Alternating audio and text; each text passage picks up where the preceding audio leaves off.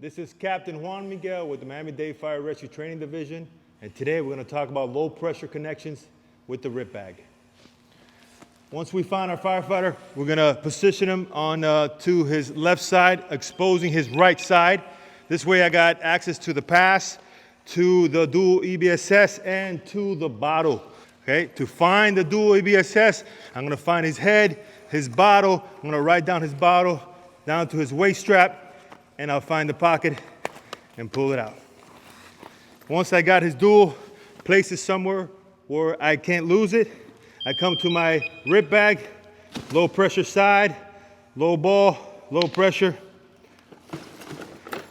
Take out my whole arrangement here, as so. I could go right to the connection right now. I'm gonna check real quick by pulling on it to make sure I have a good connection. If it's not connecting, I can either go to the other side, or if it's still not connecting, there's a problem with the sleeve, I can then manually pull the sleeve into the lock position, okay? But always a quick pull, make sure it's connected. Now, I turn the low bottle, his bottle off, which should be the low bottle, because the system reads the low pressure and is gonna feed off his bottle and gonna drain it. I wanna keep a little bit of reserve air in there in case I have to switch back to his bottle for any particular reason. Now we're gonna talk about low pressure connection at the regulator, okay? When it comes to the regulator, the reason why we would make a connection like this is to bypass the tank for any particular reason. Maybe I gotta get rid of the tank, maybe it's malfunctioning, maybe it's stuck or something of that nature. For a connection of this sort, I'm gonna find the firefighter, I'm gonna find his helmet, find his mask, I'm gonna come down the regulator and I'm gonna hold the section of the regulator as so. And I'm not gonna let go. This is the one I wanna make the connection in.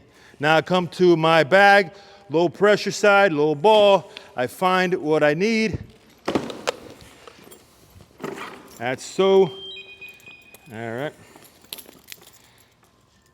As you can tell, out of my regulator comes a male, so I have to expose my female on my dual, and I'm gonna let him put it over my wrist, so I won't lose it. I'm gonna talk to my victim. Hold your breath on ready, go. Ready, go. And make my connection. Check my connection. Now I can dump the tank if I need to. Now we're going to talk about changing out the regulator. If for any particular reason the firefighter has a problem with his regulator, this is going to be our only option. This is preferably a two-person operation. Either the conscious firefighter can help you or your partner can help you in the exchange. You can't do it by yourself, but preferably a two-person operation. Before I do anything with his regulator, I'm gonna get the regulator from the RIC bag ready. Low ball, low pressure.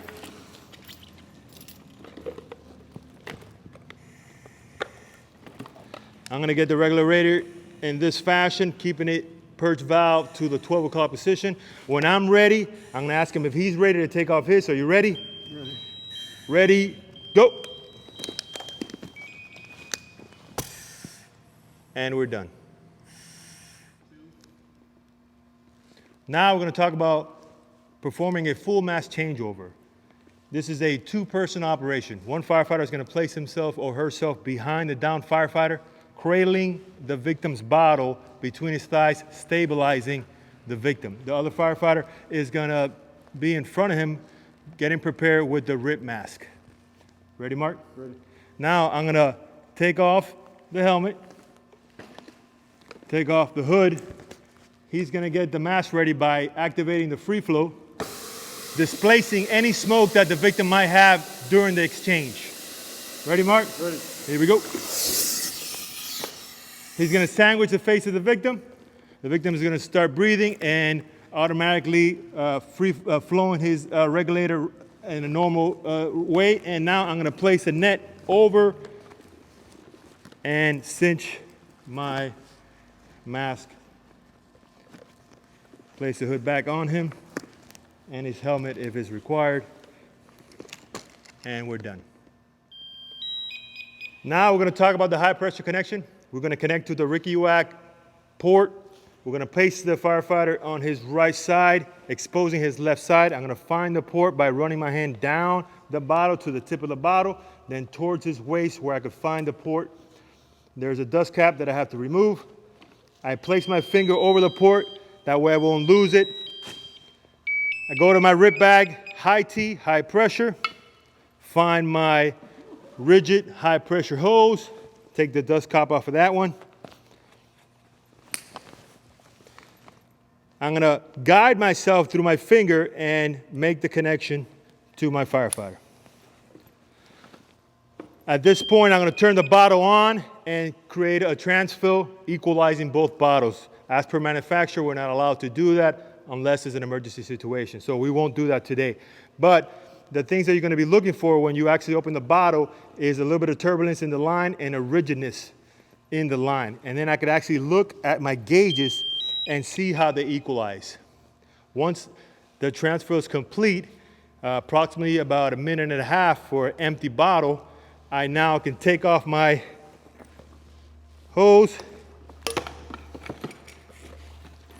and remove my victim.